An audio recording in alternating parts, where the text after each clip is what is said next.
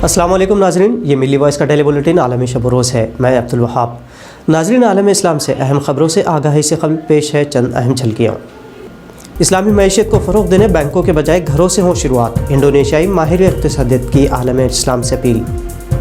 Armenia से दोबारा फतह याब कारबाख इलाके में आज़रबाईजानी सहाफ़ियों और कारकुनों का दौरा, मसाजिद की बेहुरमती पर हुए अश्कबार।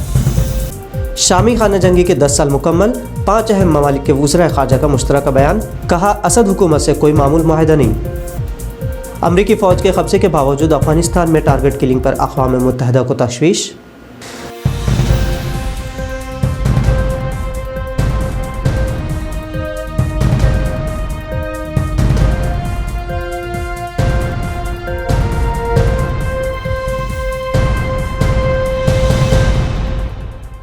इस्लामी मईशत बैंकों के बजाय अपने घरों ही से मजबूत होगी और इसके लिए अपने घरों ही से शरई मईशत को शुरू करके तक़वीत दी जा सकती है। इस तरह का बयान दिया है इंडोनेशिया की फाइनेंशियल मैनेजमेंट यूनिवर्सिटी के हेड कोच डॉक्टर मोरनियाती मुखलिसिन ने। उन्होंने कहा कि इंडोनेशिया में दुनिया की सबसे बड़ी मुस्लिम आबादी है, जहाँ इस्लामी मईशत पर मबनी असासा सिर्फ 10% है। हालांकि इंडोनेशियाई हुकूमत बैंकों के जरिए इस्लामी मईशत को फ़रोग़ देने के लिए कई पॉलिसियाँ तैयार कर रही हैं। इसके बावजूद इंडोनेशियाई अवाम को घरों ही से इसकी शुरुआत करनी होगी। मुखलिसिन ने कहा कि घरों में मौजूद ख़वातीन को भी शरई प्रैक्टिस के लिए अपने लाइफ स्टाइल को इस्लामिक फाइनेंशियल मैनेजमेंट के हिसाब से तय करना होगा और इसी के सबब हम बड़े मकासद को हासिल कर सकते हैं। डॉक्टर मुखलिसिन ने इस मौके पर सवाल उठाए कि क्या हमारी आमदनी और खर्च हलाल ज़राए पर मबनी है। इसके अलावा क्या हम सदका, इन्फाक और ज़कात को भी फ़रोग़ देने की खातिर अपने घरों में बच्चों को राग़िब कर रहे हैं। आज़रबाईजान और आर्मेनिया की हालिया जंग के बाद आज़रबाईजान ने कारबाख इलाका दोबारा फतह किया था। इस इलाके में आर्मेनियाई फ़ौज ने मसाजिद को चरागाहों और सूअरों के बाड़ों में तब्दील कर दिए थे। इसे आज़रबाईजान ने पाक करते हुए दोबारा मसाजिद में तब्दील कर दिया है। इन मसाजिद की बाज़ियाफ्त के बाद गुज़िश्ता हफ्ते आज़रबाईजान के आला हुक्काम ने और इस हफ्ते सहाफ़ी और समाजी कारकुनों को नमाज जुमा अदा की गई। आज़रबाईजानी हुक्काम के ज़रिए इस सिमत में आर्मेनियाई जंगी जराइम से भी आगाह किया गया। सहाफ़ियों और कारकुनों पर मुश्तमिल आइनी शाहिदीन ने आर्मेनियाई फ़ौज के तारीख़ी मसाजिद के तक़द्दुस को पामाल करने का मुशाहिदा किया, जिसमें कारबाख इलाके में मौजूद तारीख़ी जुमा मस्जिद के मीनारों को मसमार करने, उस पर कुरानी तहरीर को मस्क करने के सबूत मिले। आर्मेनिया से जंग के बाद आज़रबाईजान के हासिल करदा इस इलाके में मसाजिद के तक़द्दुस को दोबारा बहाल होने पर सहाफ़ी और कारकुनान अश्कबार भी हुए। शाम में खूनरेज़ तनाज़े के आगाज़ के 10 साल पूरे होने के मौके पर 5 अहम मगरबी ममालिक ने दमिश्क में असद हुकूमत के ज़रिए मामूल मुआहदों के ताल्लुक़ात की बहाली को मुस्तरद कर दिया। ये बात अमरीका, जर्मनी, फ्रांस, बरतानिया और इटली के वज़ीर ख़ारजा ने पीर की रात जारी करदा अपने एक मुश्तरका बयान में कही। इन वज़रा ने कहा कि बशार अल असद की हुकूमत इंसानी हुकूक़ की शदीद तरीन खिलाफ वर्जियों और खौफनाक जराइम की मुर्तकिब हुई है और असद हुकूमत के साथ मामूल के रवाबित क़ायम नहीं किए जा सकते।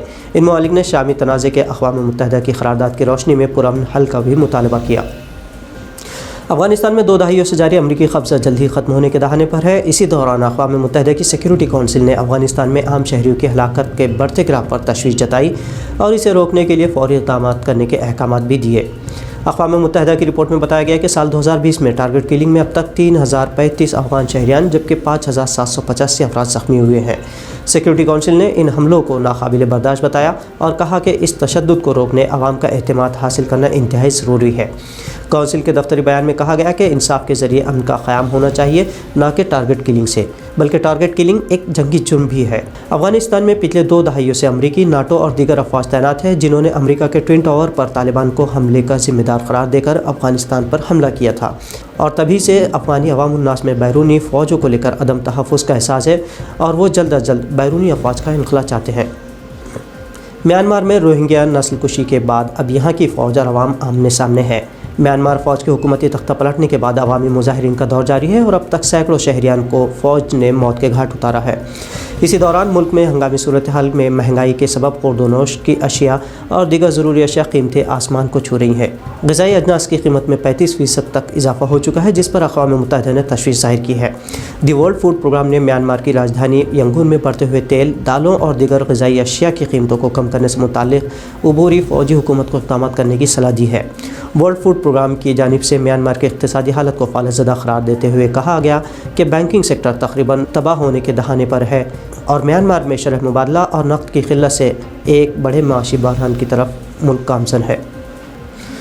عالمی طور پر ہتھیاروں کے معاملے میں روسی اور چینی برآمدات میں کمی سے امریکہ، فرانس اور جرمنی کی برآمدات میں اضافہ ہوا ہے اور اسلحے کی عالمی منڈی میں امریکہ اب بھی سب سے بڑا تاجر بنا ہوا ہے۔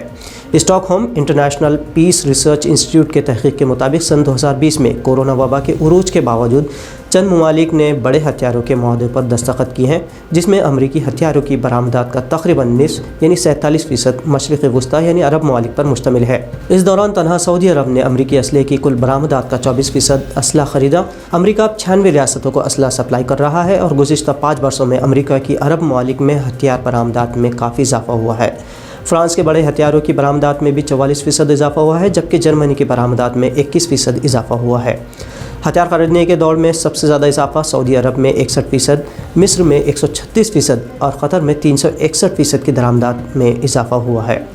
ایشیا اور براعظم آسٹریلیا سے ملحقہ سمندر اور ساحلی علاقے یعنی اوشیانا بڑے ہتھیاروں کی درآمد کرنے والا سب سے بڑا خطہ تھا، جہاں عالمی سطح پر اسلحے کی 42% اسلحہ فروخت ہو رہا تھا۔ تو ناظرین، یہ تھی آج کی اہم عالمی اسلامی خبریں۔ دیگر تصحیح اور تبصرے آپ ملی وائس کے فیس بک، یوٹیوب، انسٹاگرام اور ٹویٹر پر بھی دیکھ سکتے ہیں۔ عبدالوہاب کو اجازت دیجیے، اللہ حافظ۔